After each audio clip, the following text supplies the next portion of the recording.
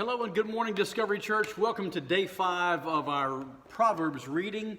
Let me remind you that the first 9 chapters of Proverbs are directed towards young people, although not exclusively. You'll understand why I say that once we read Proverbs chapter 5. Begin with me. My son, pay attention to my wisdom. Listen well to my words of insight, that you may maintain discretion and your lips may preserve knowledge. For the lips of an adulteress drip honey, and her speech is smoother than oil. But in the end she is bitter as gall, sharp as a double-edged sword. Her feet go down to death, her steps lead straight to the grave. She gives no thought to the way of life. Her paths are crooked, but she knows it not. Now then, my sons, listen to me. Do not turn aside from what I say.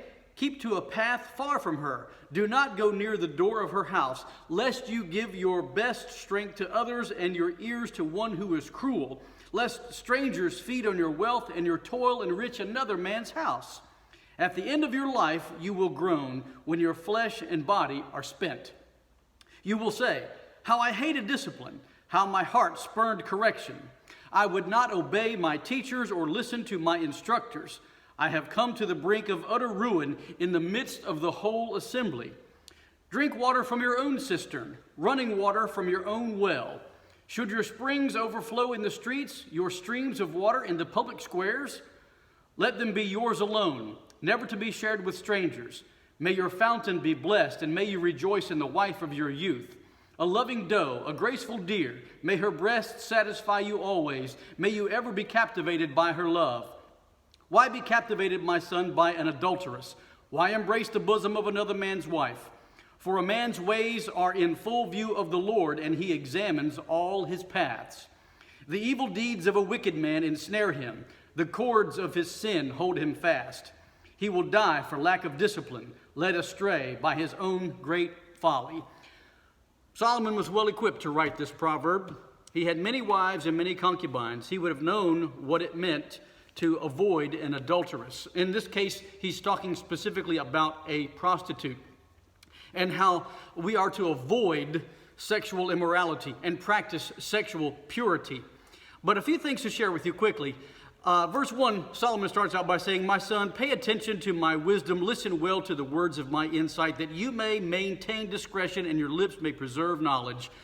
First thing, we need to heed wisdom. We need to listen to the people that have been there, done that, made mistakes, and they're trying to tell us how to avoid making the same mistakes they've made. So heed wisdom.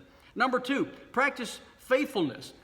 In verse 11, Solomon says, at the end of your life you will groan when your flesh and body are spent. He's basically saying when you're older and all of your strength and vim and vigor are gone, it's too late to ask for advice. It's too late to ask for wisdom on how to live a good life, because life is almost over.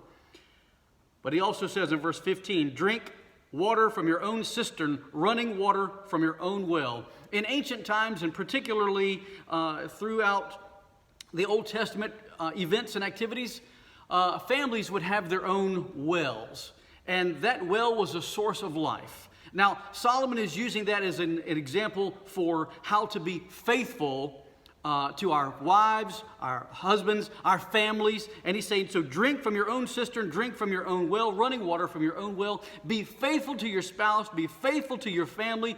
Drink from your own well. It is the source of life.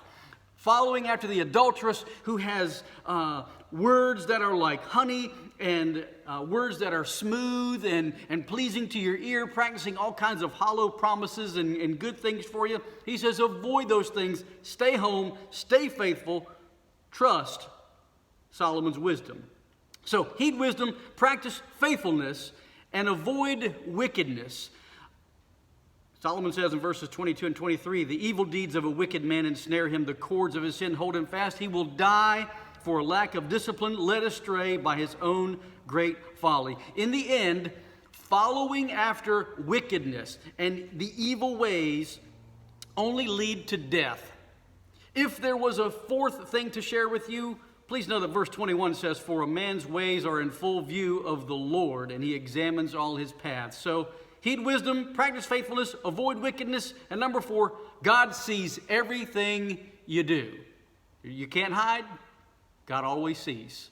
Be blessed. Have a good day. See you tomorrow.